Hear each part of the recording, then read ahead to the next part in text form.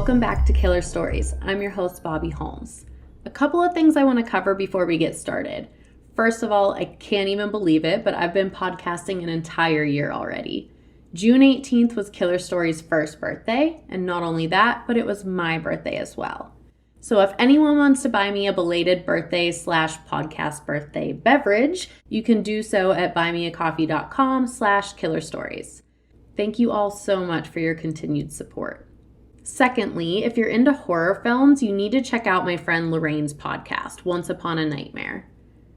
I was the guest host on an episode that aired last week, and we discussed The Ring and the original Japanese version, Ringo. We had an absolute blast recording together, and I'll put the link for that episode in today's show notes if you would like to listen. Let's get down to business. This week's story comes from one of my high school friends, Kara Davis. She's been a listener since day one and decided to chime in with a suggestion from our home state of Pennsylvania. Kara wanted me to cover the story of Merle Miller. Quite the tongue twister, and I'm sure I'm going to struggle with that today, and I know I'm going to call her Myrle at least once. Myrle was just recently arrested on May of 2021, but her crimes date back to the 80s. The media is calling her the Black Widow of Pennsylvania. In 1961, Myrle married her high school sweetheart, Ronald Revnolt. They bought a home in the town of Minton, Pennsylvania. The couple stayed married for 25 years.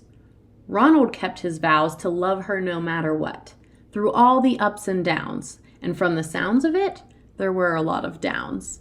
Myrle had a problem. She liked to write fraudulent checks and cash out money that wasn't hers. She was arrested once, but she didn't learn her lesson. She continued her criminal activity and ended up with 10 different convictions. Sounds like she should have been in prison. Ronald's devotion to Myrle was not reciprocated. In 1986, she asked him for a divorce. Ronald loved her and thought they could work things out. He refused to sign the divorce papers. Myrle took matters into her own hands. She poisoned him with arsenic. He was hospitalized for his illness. Talk screens showed that he had arsenic poisoning, but somehow Myrle was not formally accused. Maybe she didn't intend to kill him, just make him really, really sick. Well, mission accomplished, and Ronald got the message. After he recovered from the hospital, he moved out. In 1988, Myrle was arrested for attempted murder. Ronald finally filed charges against her for poisoning him 2 years earlier. Ronald claimed that Myrle mixed ant killer into a cocktail that she had prepared for him, causing the arsenic poisoning. She denied the accusation. In court, she turned things around on Ronald. Quote, "He did it himself accidentally. He had illegal chemicals and it was proven that he had them in his garage. He was spraying them without using protection," unquote. Ultimately, there wasn't any evidence to prove that Myrle tried to kill Ronald.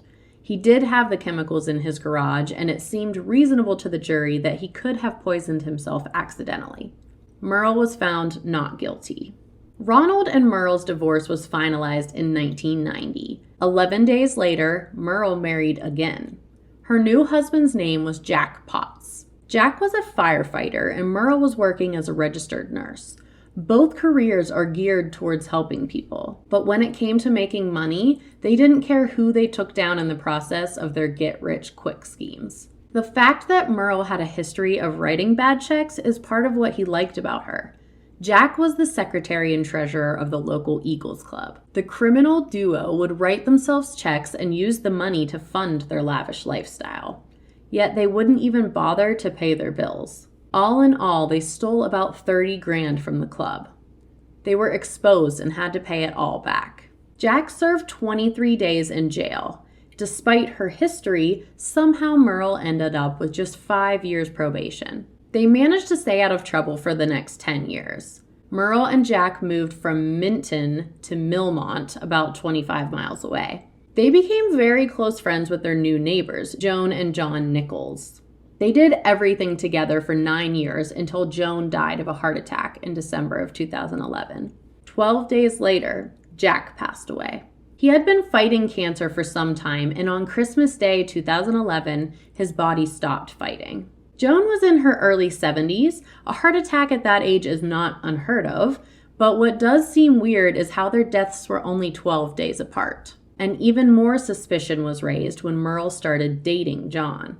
Honestly, though, a lonely man without his wife and a woman who just lost her husband, neighbors and best friends, it doesn't seem unnatural for them to wind up together, but the sketchy part about this situation is that neither took the proper time to grieve. Merle moved in with John pretty immediately after the death of Jack. So were their deaths natural, or did someone help speed things up? By the end of 2012, Myrle and John were married. I don't think that their relationship happened because of love. It seems like Myrle is always chasing dollar signs. She didn't waste any time reaping the benefits of being John's wife. As I stated earlier, Myrle was a nurse. John had some health problems, and she helped care for him and was responsible for giving John his medications. Once Myrle became Mrs. Nichols, John asked her to take control of all the paperwork and bills, like taking candy from a baby. Myrle made some adjustments to his life insurance policies. She added herself as the sole beneficiary on 2 of them and forged his signature. Joan and John did have children. This means if John were to die, they wouldn't get any of the life insurance money, and his new wife of 5 minutes would get everything. As far as John saw things, they were happily married for 5.5 years.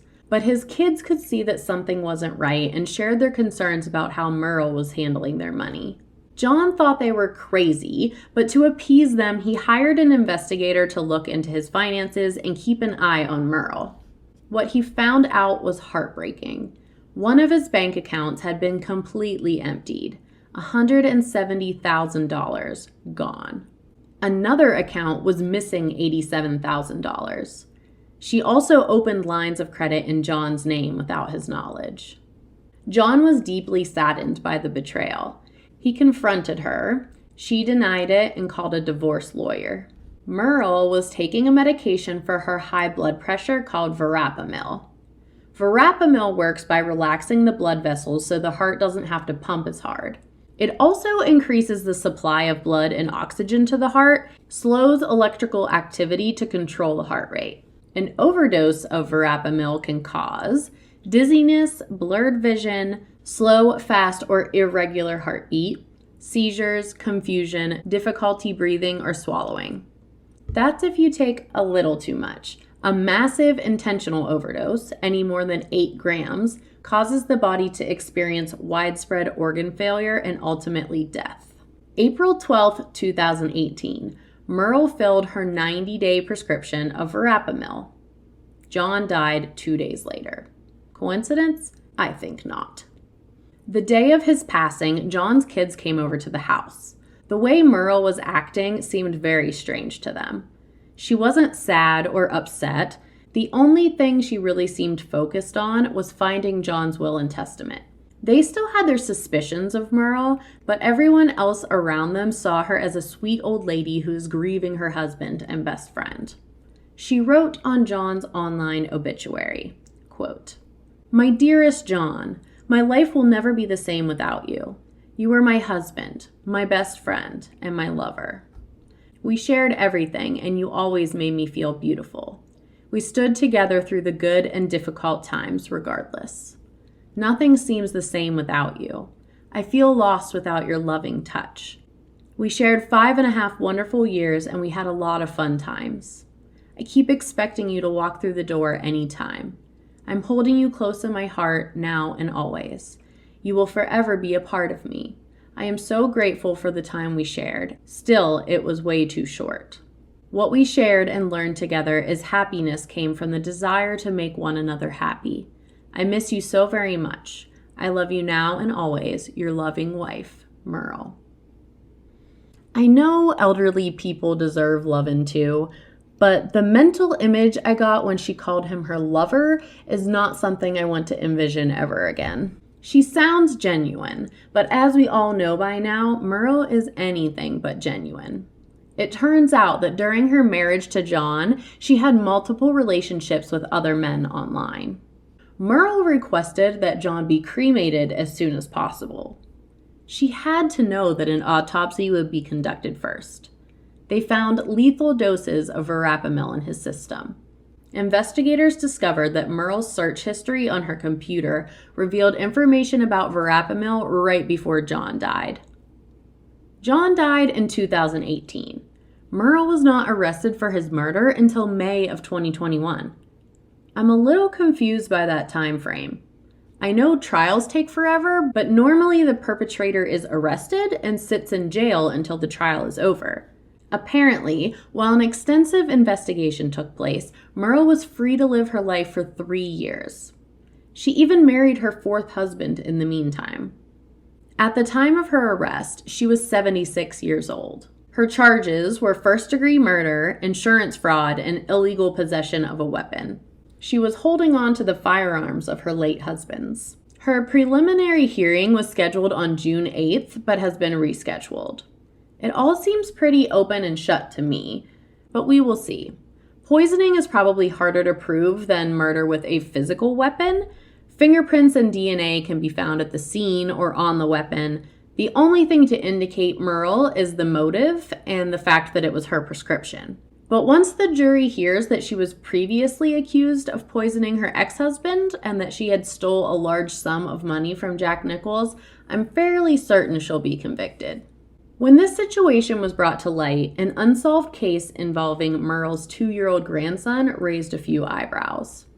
This happened way back in 1986, even before she attempted to poison her first husband, Ronald. Merle's daughter, Debbie, was a single mom to her 2 children, a daughter and a 2-year-old son named Corey. As a single mom, to make ends meet, she had a roommate, another single mom with 2 kids named Andrea. With all 4 kids in bed, Debbie decided she would run to the store to grab a frozen pizza. Andrea was in the living room watching TV. When she came back, she noticed the front door was open.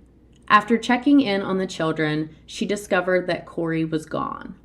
Over the next year, Debbie would get phone calls from someone trying to collect ransom money for Corey. After police started tapping her phone line, the calls stopped. It's weird that the calls would just stop, unless someone close to Debbie was responsible and knew she had the line tapped. It could have been just a prank, someone else trying to swindle her, or it could have been Merle's first attempt at a get-rich-quick scheme. Corey is still missing to this day. He would be 37 years old. To quote a 1945 Sherlock Holmes movie, "Poison is a woman's weapon." And I always believed this to be true, probably because women tend to be the ones providing others with food and drink, making it easy to add a little extra something without suspicion. But the truth is, statistics show that as far as convicted murderers go, 89.5% are male, 10.5% are female. Murders committed with a firearm are most common in both men and women. Recent studies show that poisoning is just as likely to be committed by a male, and the myth that it's a woman's choice of weapon is not true. At least not anymore. Looking back at my previous episodes, Jodi Arias shot and stabbed Travis Alexander. The Scissor Sisters stabbed and dismembered Farrah Noor.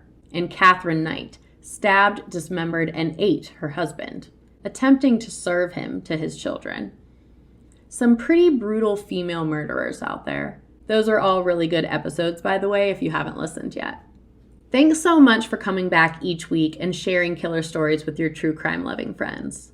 As I stated in the beginning of today's episode, if you want to help support the show, you can visit buymeacoffee.com/killerstories. All of my social media links can be found on my link tree in the show notes. Please keep sending the story suggestions to killerstoriespodcast@gmail.com. Instead of just writing an email, you can send me a voice recording to feature in my episode. It's fun to hear your voice and add that personal touch. Thanks for listening. Until next time, this has been a killer story.